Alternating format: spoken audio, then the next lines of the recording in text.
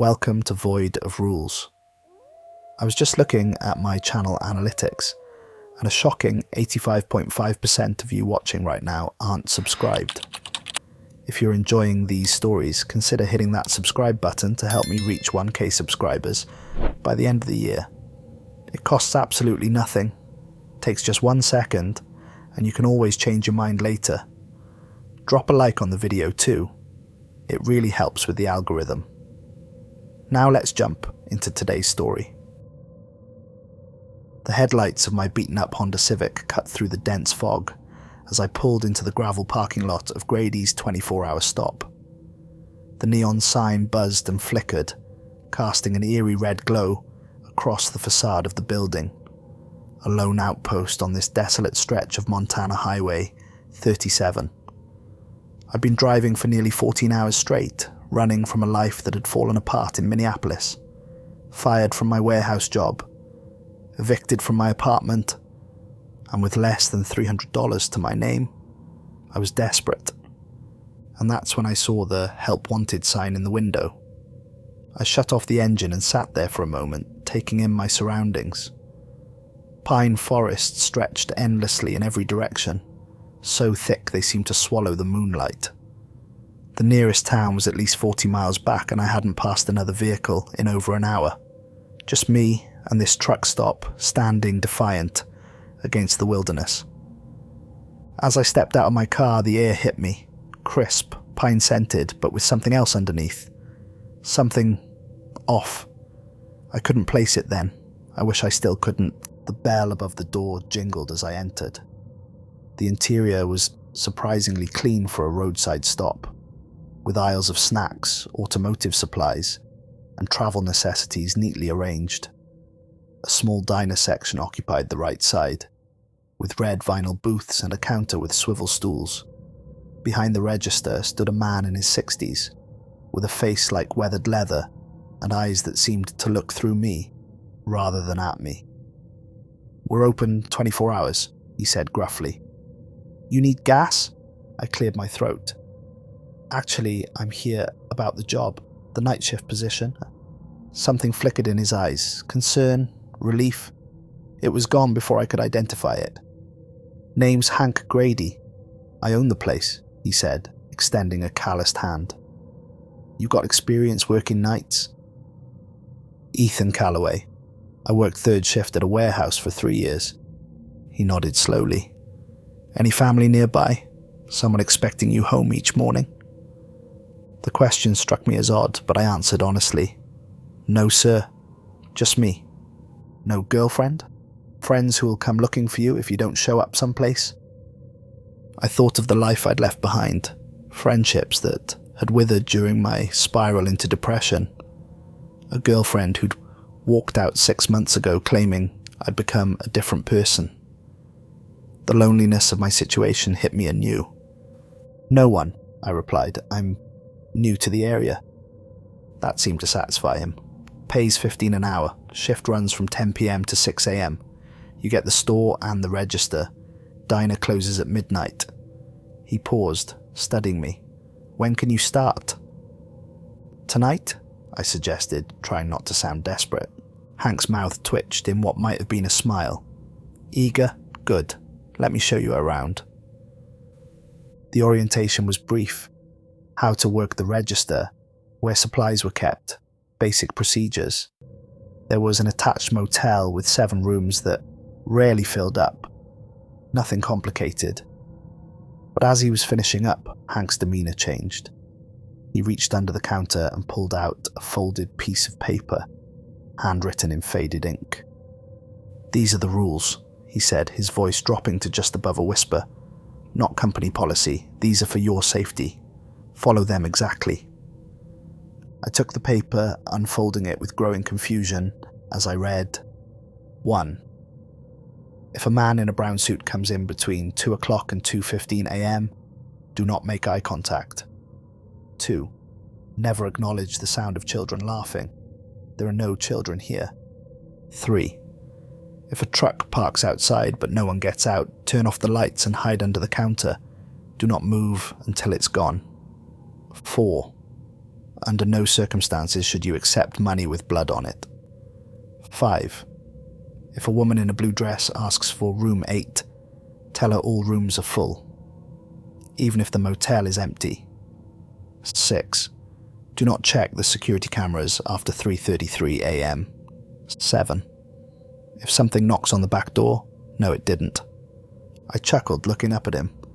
This some kind of initiation joke? Hank didn't smile back. Sometimes things ain't what they seem out here, kid.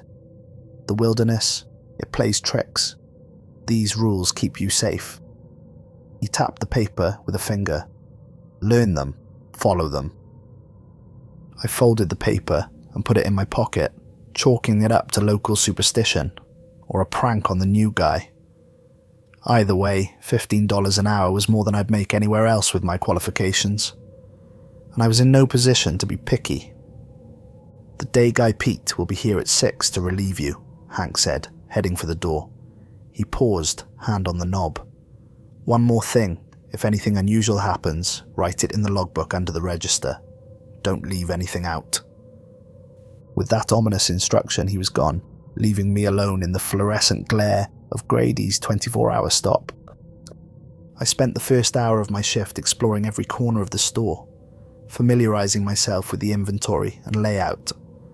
The place was larger than it appeared from outside. Besides the convenience store section and diner, there was a small trucker's lounge with showers, a laundry room, and an employee break area. The attached motel connected through a door behind the register, requiring guests to check in at the store first. Everything seemed normal, dated, maybe, with wood paneling that hadn't been updated since the 80s and ancient coffee machines that wheezed and gurgled, but normal. The only thing that struck me as odd was the security camera setup, 6 screens showing different angles of the property, but none for the motel hallway or the back door. Why monitor the candy aisle but not the back entrance? The first few hours of my shift passed uneventfully. A handful of truckers came through, buying coffee and snacks before heading back out into the night. A middle-aged couple in an RV stocked up on supplies. Normal stuff. By midnight, the place was empty, and I found myself counting the ceiling tiles to pass the time. I pulled out the list of rules again, reading them with amusement. They had to be a joke, some weird tradition to haze the new employee. Yet something about them nagged at me. The specificity, perhaps, or the way Hank's expression had changed when he handed them to me. At 1:45 a.m, I was restocking the coffee station when I heard it, the high-pitched giggle of children, echoing from somewhere near the back of the store. I froze, coffee filter in hand. The sound came again, closer this time, followed by the patter of small feet running down an aisle. Rule 2, never acknowledge the sound of children laughing. There are no children here. My pulse quickened. I turned slowly, scanning the store. Empty. The giggling grew louder, now coming from multiple directions at once, as if I was surrounded by invisible children playing some perverse game of hide and seek. My hand trembled as I continued preparing the coffee maker, acting as though I hadn't heard a thing. The laughter circled around me, sometimes sounding like it was right beside my ear, other times distant and muffled. Sweat beaded on my forehead as I focused intently on my task, refusing to look up or respond. A small toy ball rolled out from one of the aisles, coming to rest against my foot. I didn't move, didn't look down, though every instinct screamed at me to investigate. After what felt like an eternity, the sounds faded away and I exhaled shakily. I told myself it was just my imagination, or maybe the wind outside playing tricks with the acoustics of the empty store. The logical explanations comforted me, until I looked at the clock. 2:03 a.m. The bell above the door jingled. A man walked in, wearing a perfectly pressed brown suit that seemed decades out of style. He moved with an unnatural stiffness, each step precisely the same length as the last. Without looking in my direction, he walked to the coffee station and stood motionless. My heart hammered in my chest as I remembered Rule 1. If a man in a brown suit comes in between 2 o'clock and 2:15 a.m, do not make eye contact. I busied myself with the register, keeping my gaze firmly fixed on the counter. From my peripheral vision, I could see him standing there, not moving, not selecting any coffee, just waiting. The air around him seemed different somehow, like the light bent wrong. Minutes stretched into what felt like hours. I made the mistake of glancing up, not at his face, but at his hands. They were pale, too pale, with fingers slightly too long, the joints slightly too flexible, as they hung at his sides. Then came the smell, like old paper and formaldehyde, growing stronger the longer he stood there. The overhead lights flickered once, twice, then stabilized. A cold draft swept through the store, though all the doors and windows were shut. At precisely 2:15 a.m, without having moved for 12 minutes, the man in the brown suit turned. Instead of walking toward the door, he walked backward, his movements jerky and uncoordinated, like a film played in reverse. The bell jingled and he was gone. I ran to the window, peering out into the night, but there was no sign of him, no car pulling away, no figure walking down the road, just the empty parking lot and the endless dark forest beyond. With shaking hands, I pulled out the logbook Hank had mentioned and wrote down what had happened, recording the exact times and details. As I finished, I noticed that the previous entries, dating back months, described similar encounters, different employees, same visitors. By the time Pete arrived to relieve me at 6 a.m, I'd convinced myself that I was overtired, that my mind had played tricks on me after reading those strange rules. The morning light streaming through the windows made the events of the night seem absurd. Pete, a thin man in his 40s with nervous eyes, barely spoke as I handed over the register. As I turned to leave, he grabbed my wrist. "You coming back tonight?" he asked, his voice low. I hesitated, then nodded. "Then you follow them rules," he said urgently. "All of them, no matter what." I slept fitfully in my car that day, parked behind an abandoned gas station several miles down the road. Dreams of children with hollow eyes and men walking backward plagued my rest. When I awoke, sweating despite the cool mountain air, I seriously considered driving away, continuing west until I found another job, another place to stay. But I needed the money. Just a few weeks, I told myself, just until I had enough saved to get a proper start somewhere else. I returned to Grady's that evening, earlier than necessary. Hank was there, counting out the register. He didn't seem surprised by my early arrival. "How was your first night?" he asked casually. "Quiet," I lied. "Nothing unusual." He raised an eyebrow. "Logbook says different." I swallowed hard. I thought there was a man in a brown suit, just like your rules mentioned. Hank nodded, as if I'd confirmed something for him. "And you didn't make eye contact?" "No." "Good." He closed the register drawer with a snap. "Follow the rules, Ethan. That's all you gotta do." The next few nights followed a similar pattern. The giggling children at 1:45, the man in the brown suit at 2:03, leaving at 2:15.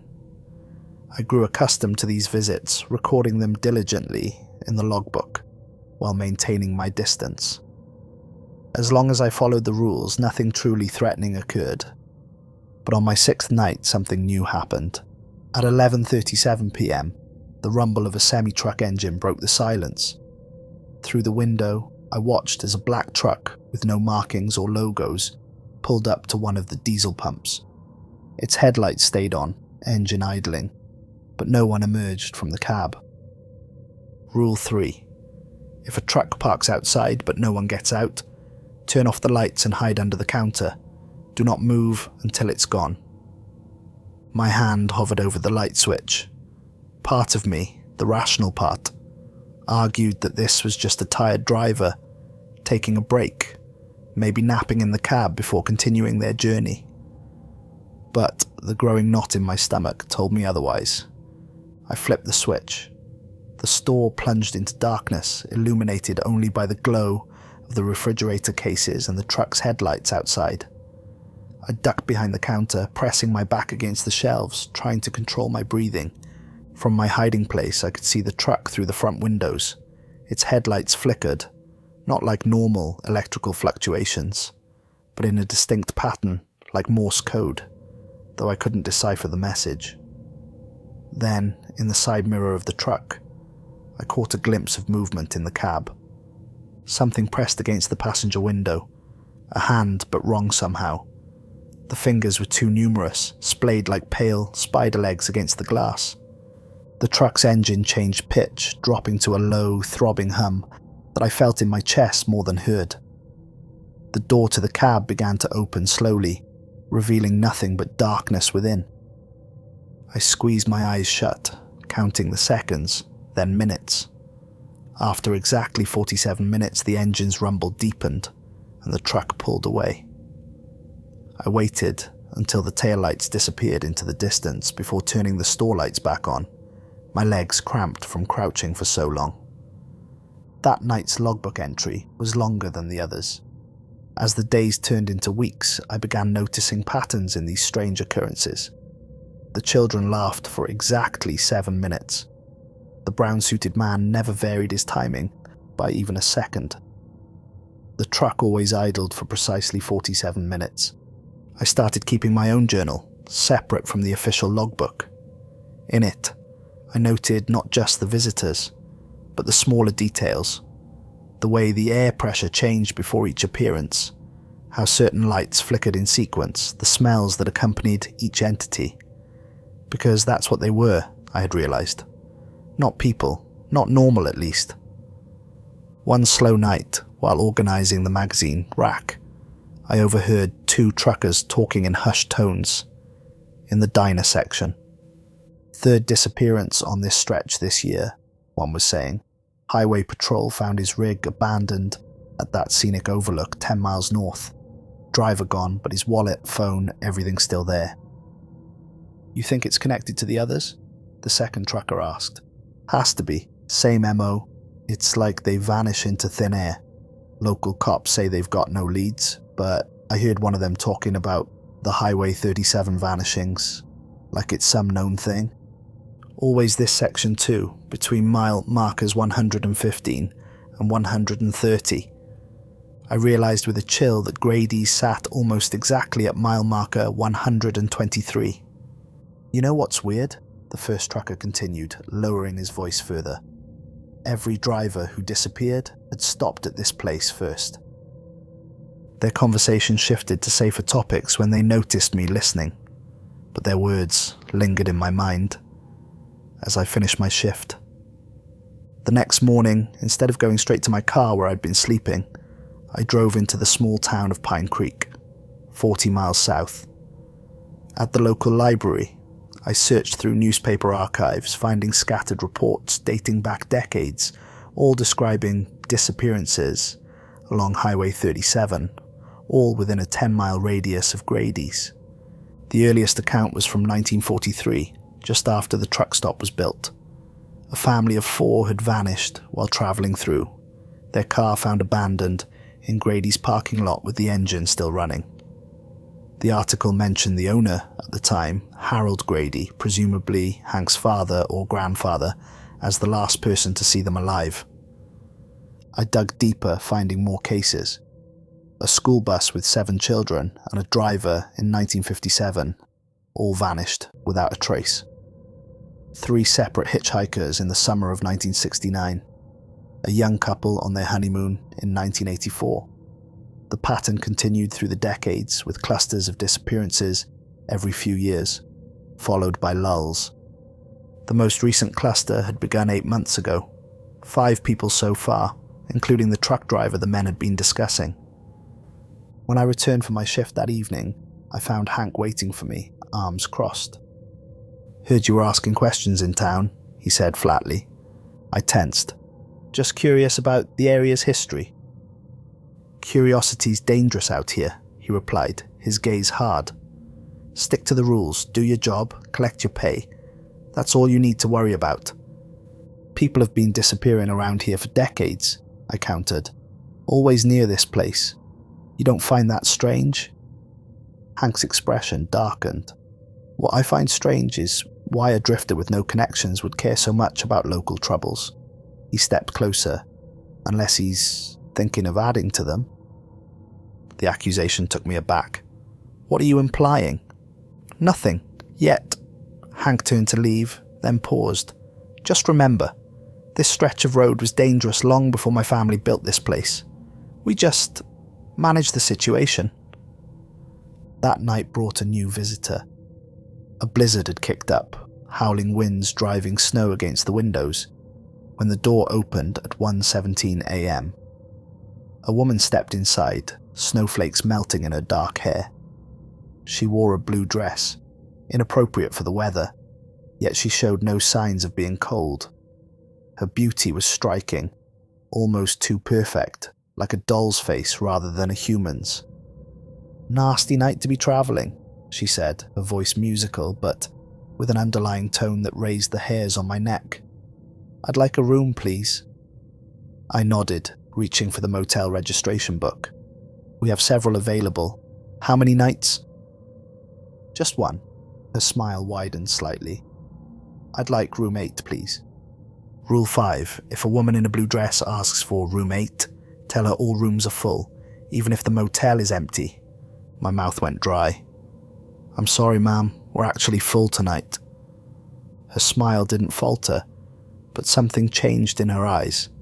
They seemed to darken, the pupils expanding, until almost no iris remained. "That can't be right," she said, leaning forward across the counter. "I can see the vacancy sign is on. I specifically need room 8. It's waiting for me." "We only have 7 rooms," I said, trying to keep my voice steady, "and they're all occupied due to the storm."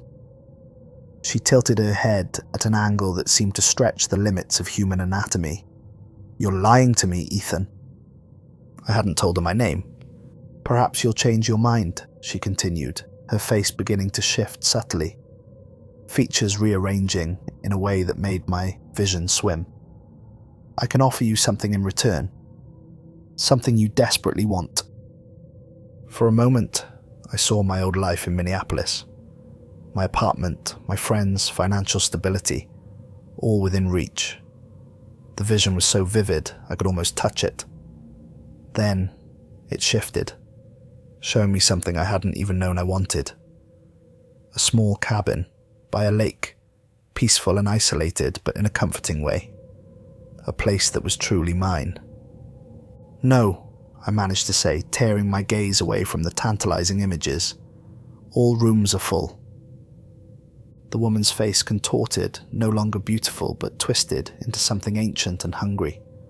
She backed away from the counter, her movements jerky, like a marionette with tangled strings.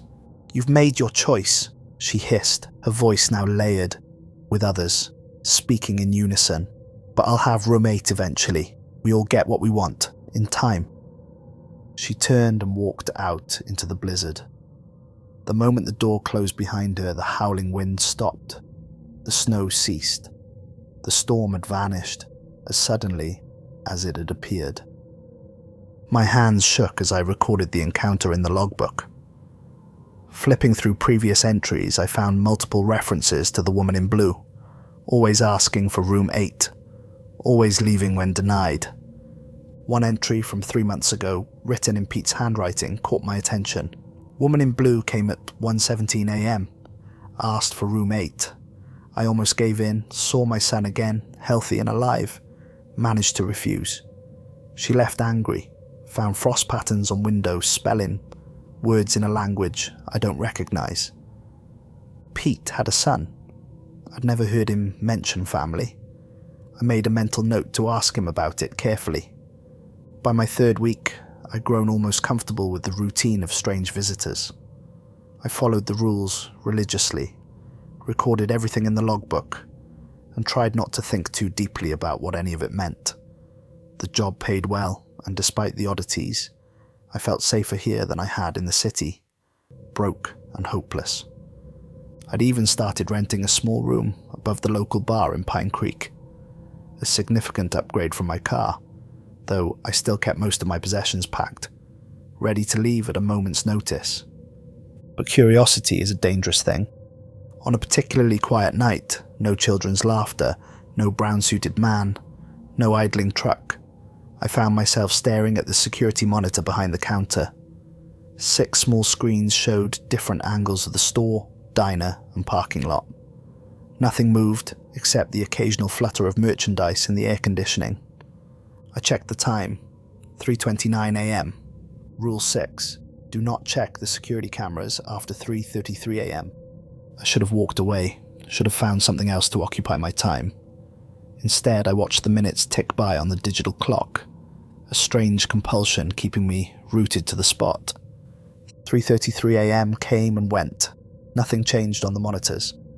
No surge of supernatural activity, no ghostly apparitions, just the empty store. I laughed nervously at my own paranoia, and then, at exactly 3:34 a.m., something shifted on the center screen, the one showing the register area where I stood. A tall, emaciated figure appeared behind me, its limbs too long, its head bent at an impossible angle to fit in the frame. It wasn't quite touching me, but its fingers, long, spindly things that ended in points rather than nails, hovered just above my shoulders. I spun around, heart thundering in my chest. Nothing was there. When I looked back at the monitor, the figure was gone. But the temperature in the store had plummeted. My breath fogged in front of my face, and frost began forming on the edges of the refrigerated doors. All 5 of the other camera feeds had gone black. Only the one showing my position remained active, except now the angle had changed. It showed me from above, as if the camera were mounted on the ceiling rather than the wall, where I knew it to be. A soft tapping sound came from the back of the store. Rule 7. If something knocks on the back door, no it didn't. The tapping grew louder, more insistent. Then it stopped, replaced by the sound of the door handle slowly turning, metal scraping against metal. I stood frozen, watching as the handle turned completely, then snapped back into position with a clang. Again it turned, and again it snapped back. Whatever was out there couldn't get in, but it was trying. The temperature continued to drop until the linoleum floor cracked beneath my feet. The lights flickered, dimming to almost nothing before brightening again, the cycle increasing in speed until it was nearly stroboscopic. And all the while that door handle kept turning and snapping back. I closed my eyes, repeating to myself, "Nothing is knocking. There is no door." When I opened them again, the store was back to normal. Temperature comfortable, light steady, no sound from the back door. But a new entry had appeared in the logbook, in handwriting that wasn't mine. He looked, now it sees him. I couldn't sleep that day. Every time I closed my eyes, I saw that tall figure standing behind me, its pointed fingers inches from my skin. I felt watched, even in my locked room above the bar, curtains drawn tight. That evening, I arrived at work to find Pete still there, hours after his shift should have ended. His face was ashen, hands trembling, as he counted out the register. "You're late," he said, though I was actually early. "Sorry, everything okay?" Pete glanced around nervously. "Did you check the cameras last night, after 3:33? My stomach dropped. "Why do you ask?" "Something's different." He pointed to the security monitors. "The angles, they've changed. And there's a new one." He was right. The cameras now showed different perspectives of the store, and there was a 7th screen showing the back door, the one area that had specifically not been monitored before. "I didn't touch them," I lied, not ready to admit my transgression. Pete didn't seem to hear me. "It's breaking the patterns," he muttered, "changing the rules." "What are you talking about? What's changing the rules?" He shook his head. "Ask Hank. I can't be here anymore." He grabbed his coat. "I quit. Tell Hank I quit." Before I could stop him, Pete rushed out the door, leaving me alone with the altered security system and a growing sense of dread. I confronted Hank the next day, barging into his office at the back of the store before my shift started. I slammed the logbook down on his desk, open to the mysterious entry. "What the hell is going on here?" I demanded. "What is this place? What are those things that come at night?" Hank sighed heavily, looking suddenly much older than his years. "Sit down, Ethan." I remained standing. No more cryptic warnings, no more rules without explanations. "Tell me the truth." "The truth?" He laughed bitterly. "The truth is, this truck stop sits on what old-timers called a thin spot. A place where the boundary between worlds isn't quite solid. Been that way long before my grandfather built this place in 1943. "Worlds," I repeated. "Reality ain't as straightforward as they teach you in school," Hank said, rubbing his weathered face. "There are spaces between spaces. Things that live there. Things that want to be here." He gestured vaguely around us. "Grady's wasn't built to serve travelers. It was built to monitor what comes through.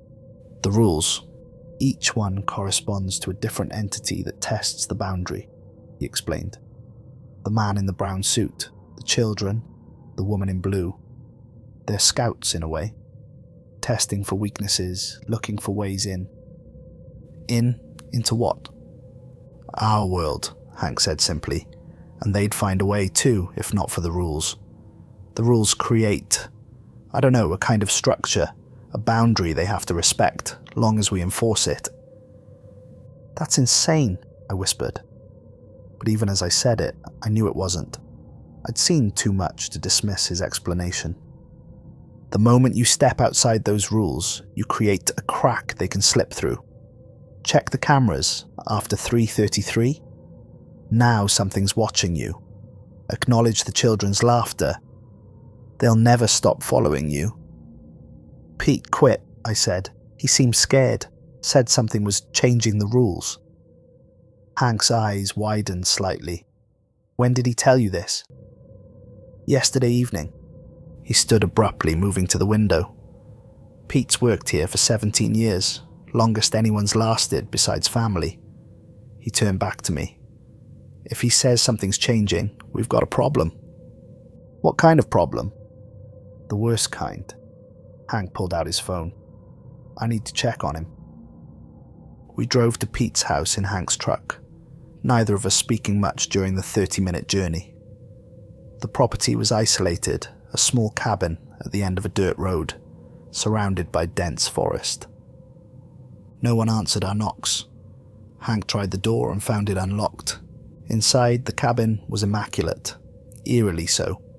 Not a dish in the sink, not a speck of dust on any surface, but no sign of Pete either. "Something's not right," Hank muttered, moving through the rooms. "It's too clean. Pete was a slob." We found no personal effects, no wallet, no keys, no phone. The closets contained clothes neatly arranged, but nothing else. It was as if the cabin had been staged, rather than lived in. In the bedroom, I noticed something odd about the full-length mirror on the closet door. Its reflection showed the room, but subtly wrong. The bed was made differently, the curtains a shade darker. "Hank," I called, "look at this." He came to stand beside me, and we both stared at the strange reflection. As we watched, a figure moved in the mirrored bedroom. Pete, walking backward into the room, just as the man in brown suit walked backward out of the store. But this wasn't a recording or a vision of the past. The mirrored Pete saw us, his eyes widening in recognition. He pressed his hands against the glass from his side, his mouth moving frantically, though no sound came through. Then something else appeared in the reflection. A tall, emaciated figure with 2 long limbs. The same one I'd seen on the security camera. It placed its pointed fingers on Pete's shoulders. Pete's silent scream was the last thing we saw before the reflection normalized, showing only Hank and me standing in an ordinary bedroom. Jesus Christ, Hank whispered. It's got him. What's got him? What the hell was that? The thing behind the mirror, Hank said, backing away from the reflective surface. The one that watches through cameras and windows and still water. It's never taken someone into its side before. We left the cabin immediately, neither of us wanting to remain in that wrong place a moment longer. In the truck, Hank's hands shook as he gripped the steering wheel. Why not just close this place? I asked as we drove back toward Grady's. If the truck stop is where these things are coming through, why keep it open? Hank's expression darkened. Tried that. My father shut it down for 6 months in 78. 3 towns within 50 miles suffered unexplained tragedies. A sinkhole swallowed half of Pine Creek. A dam burst with no rain. An entire elementary school. Well, you get the idea. So we just keep following the rules forever. That's the job, Hank said with finality. You want out, I understand. I'll find someone else. But who would that someone else be? Another drifter, unprepared for what waited in the night. And if Hank couldn't find anyone, would he work the shift himself, night after night, until age or exhaustion caused him to slip up? I'll stay, I heard myself say, but no more secrets. I want to know what I'm dealing with. Over the next few days, Hank shared what he knew, which wasn't as much as I'd hoped. His family had maintained the truck stop for 3 generations, passing down the rules, adding new ones, as they discovered new entities. The logistics of the place, the gas, the food, the legitimate customers, that was all secondary to its true purpose. Did your grandfather choose this spot? I asked one afternoon, as we sat in the empty diner, Hank nursing a coffee that I suspected was spiked with whiskey. No, he replied. He found it, was just passing through, camping in these woods, when he experienced something. Never told anyone exactly what. Just that afterward, he knew he had to build here, to monitor the tear. Tear? His word, not mine, like the fabric between worlds had been ripped. Small at first, but growing. That explained why the phenomena had increased over the decades. Whatever separated our reality from theirs was slowly failing. One regular customer, a trucker named Mike, who came through every Wednesday, offered me another perspective. Hank had introduced us, explaining that Mike was in the know about Grady's. Been driving this route for 27 years, Mike told me over coffee one morning after my shift. Seen some things that'd turn your hair white. Like what? I asked. Mike's eyes grew distant. About 15 years back, I saw a driver break one of the rules. Gave Hank a 20 with something dark smeared on it. Could have been oil, but... He shook his head. Hank tried to warn him, but the guy just laughed it off. What happened to him? Found his truck the next morning, engine running, driver's door open. No sign of him. Not then, not ever. Mike sipped his coffee. But that's not the worst part. For weeks after, every driver who stopped here reported seeing a man walking along the highway at night. Said he'd run alongside their trucks, keeping pace, even at 60 miles an hour, scratching at their doors. Mike pulled out his wallet and removed a folded newspaper clipping. It showed a collection of missing persons reports, all drivers who had vanished along Highway 37. Highway Patrol thinks it's a serial killer, he said, but we know better, don't we? I studied the faces in the clipping, men and women of different ages, races, backgrounds. The only thing connecting them was that they had all passed through this stretch of highway. Is there a way to help them? I asked. The ones who disappear? Mike's expression grew somber. Don't think so. Once they're taken, they don't come back. At least, not as themselves. He leaned closer. You ever notice how some of the long-haul drivers who stop here don't quite fit, right?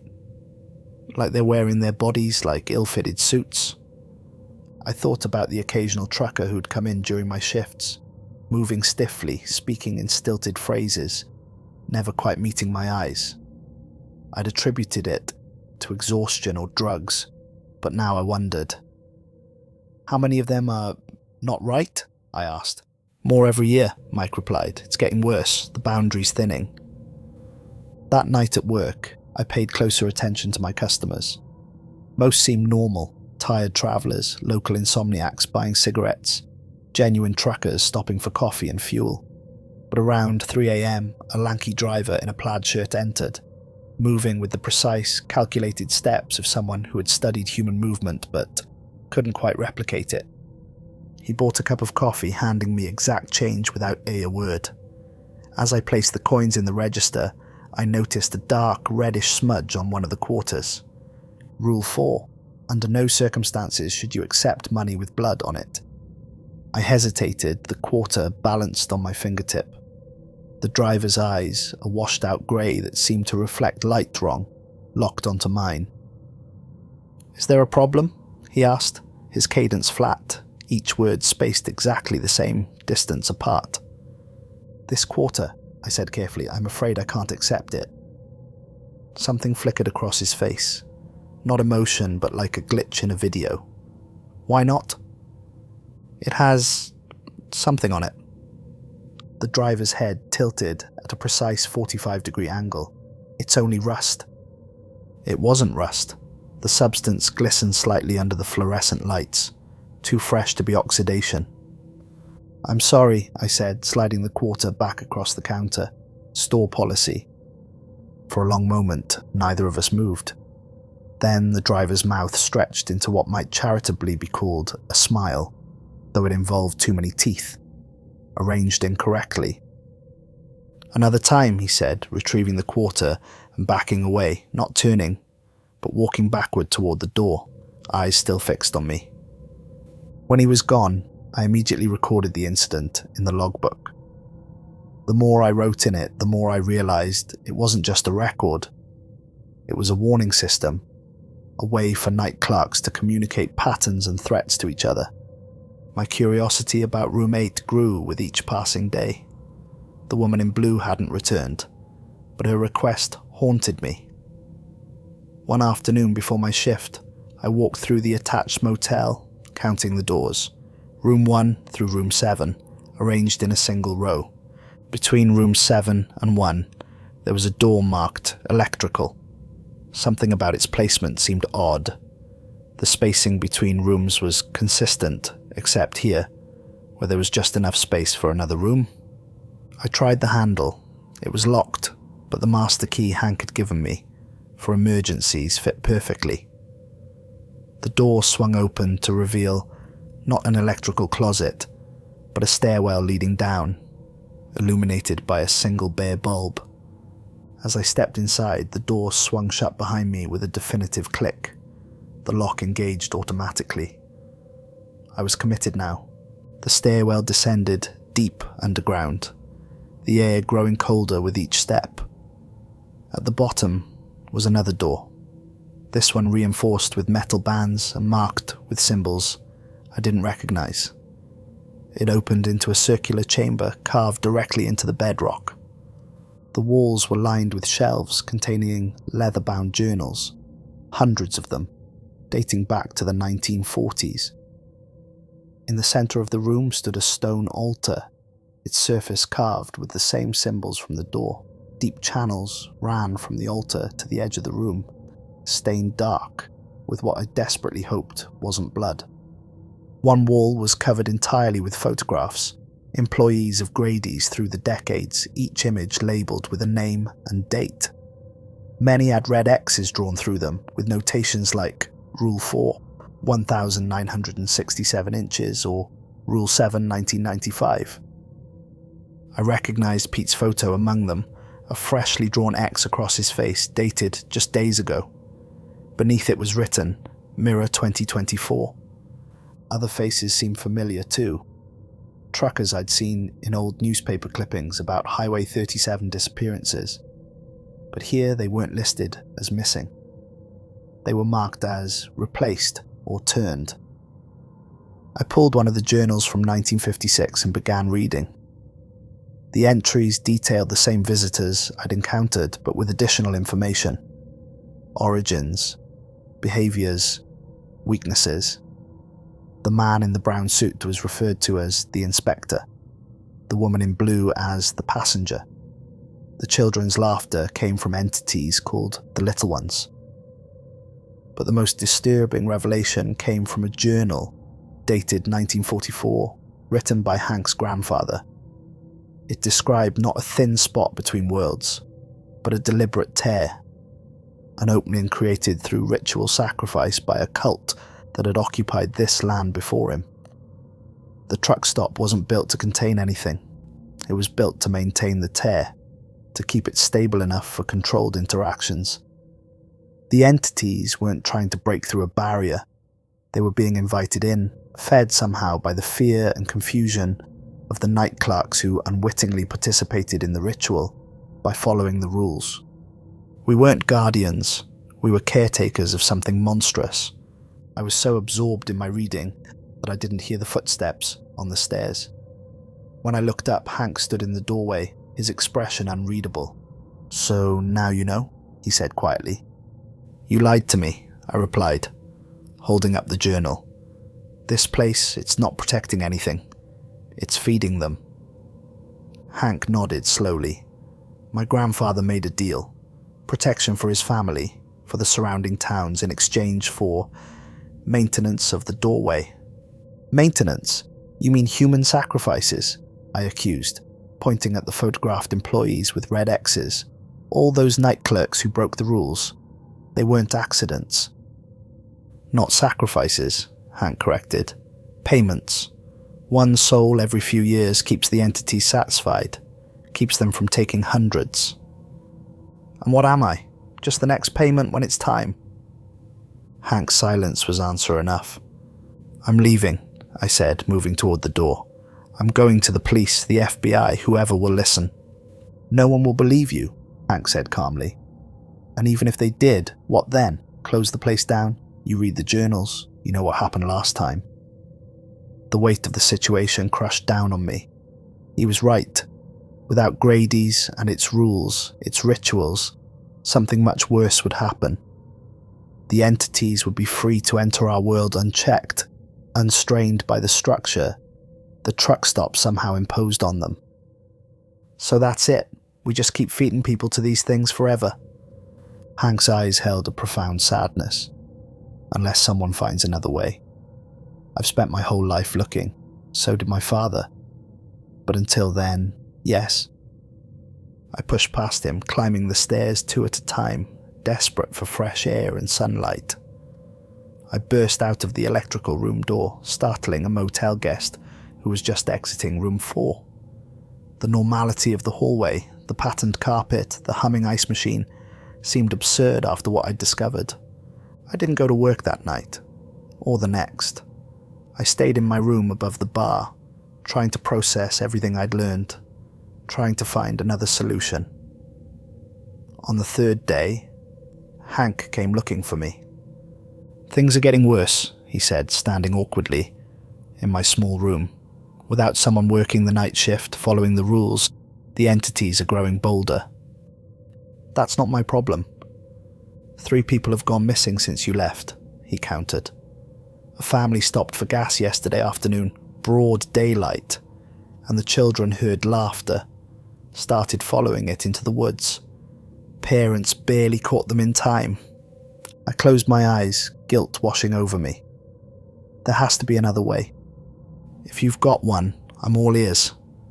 I didn't, not yet, but I'd been studying the journals I'd borrowed from the underground chamber, looking for patterns, for weaknesses in the system Hank's grandfather had established. "Give me one more day," I said finally. "I think I might have something."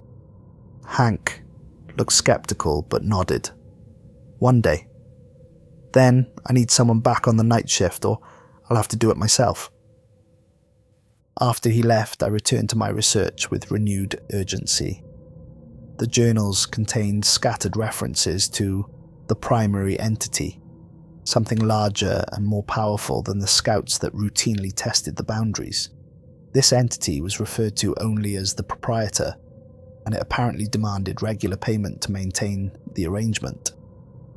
The most interesting detail was that Harold Grady hadn't stumbled upon the tear by accident.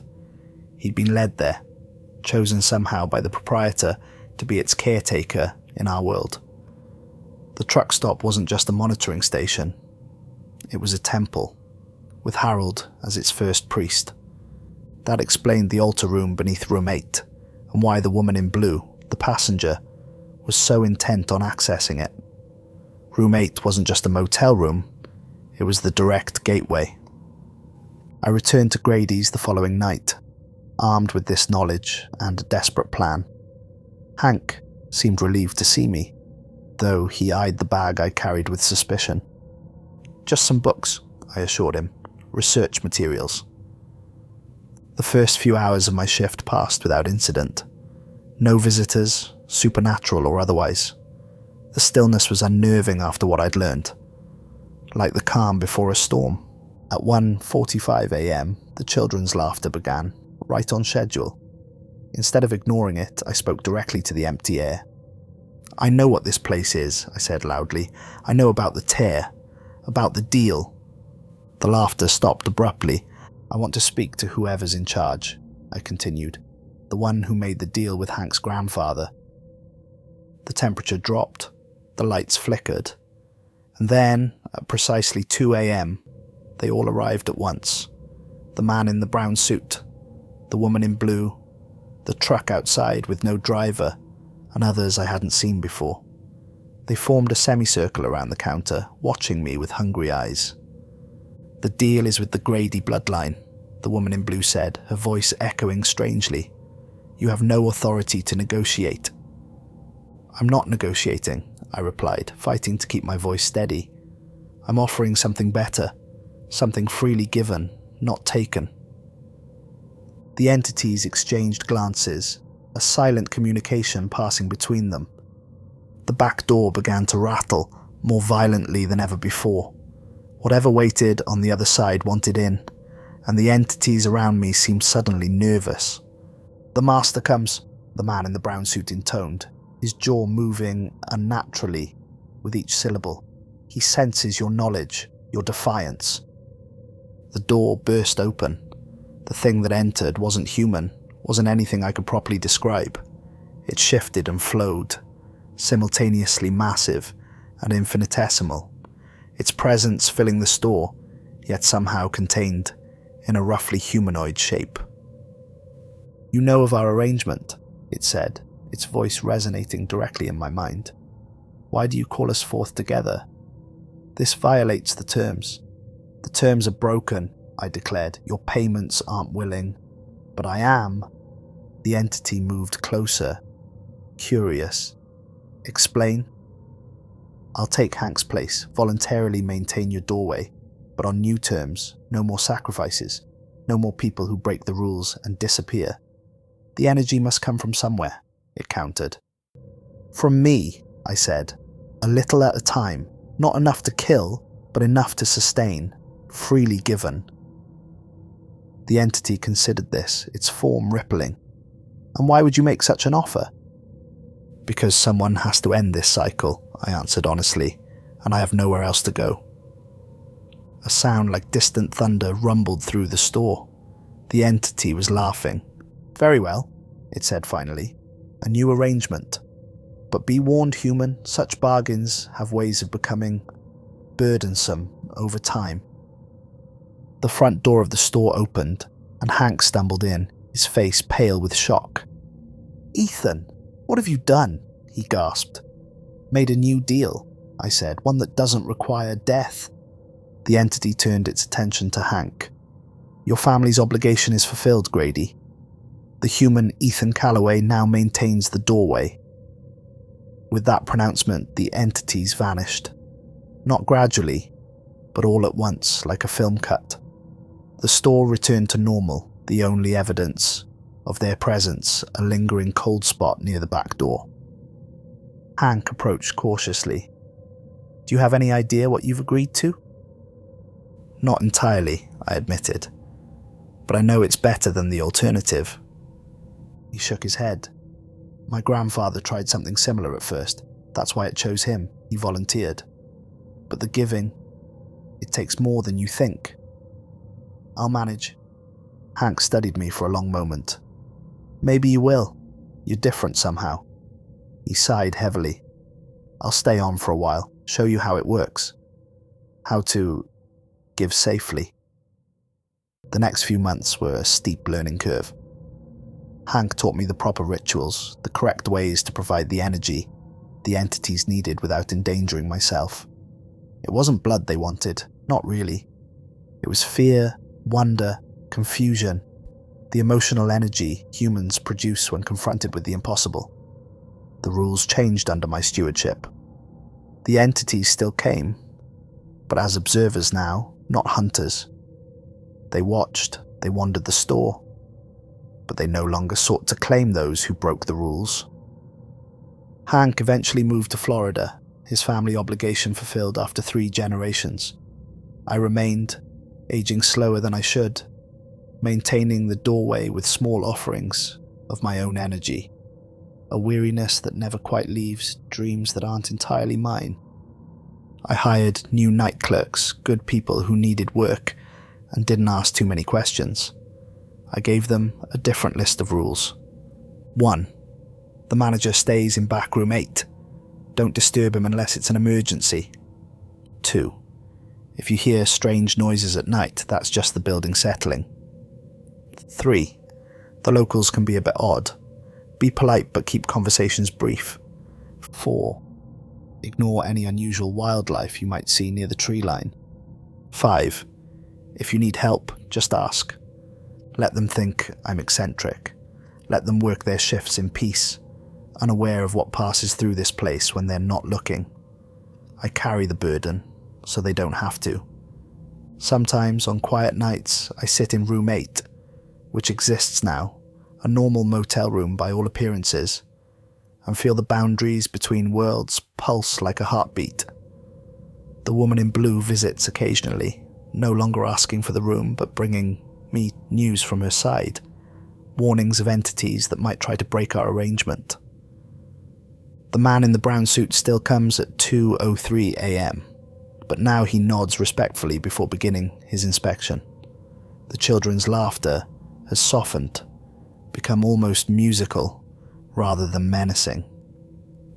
I've expanded the truck stop over the years, adding a proper restaurant, better shower facilities for the truckers, even a small bookstore.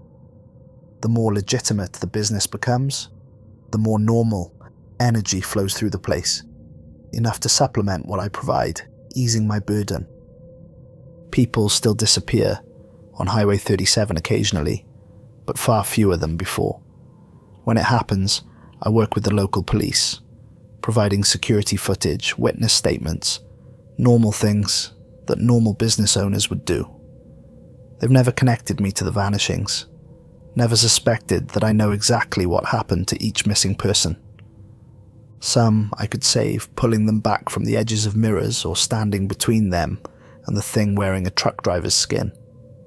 Others were beyond help by the time I found them, already halfway across the boundary, their bodies moving wrong as something else settled into their flesh. The hardest are the ones who go willingly. Like Pete, who I discovered had lost his son years ago, and finally accepted the woman in blue's offer to see him again. Or the elderly couple who drove into the parking lot one snowy night, parked their car precisely between the gas pumps, and walked hand in hand into the forest, following the sound of familiar voices. You can't save everyone. That's the hardest lesson I've learned in my time as caretaker of Grady's 24-hour stop. 10 years have passed since I made my deal. Highway 37 has been rerouted, bringing more traffic, more customers, more life to this once isolated outpost. I've hired a manager to handle the day-to-day operations, though I still work the night shift personally. Some responsibilities can't be delegated. I've grown comfortable with my strange existence. The entities and I have reached an understanding, a symbiosis of sorts.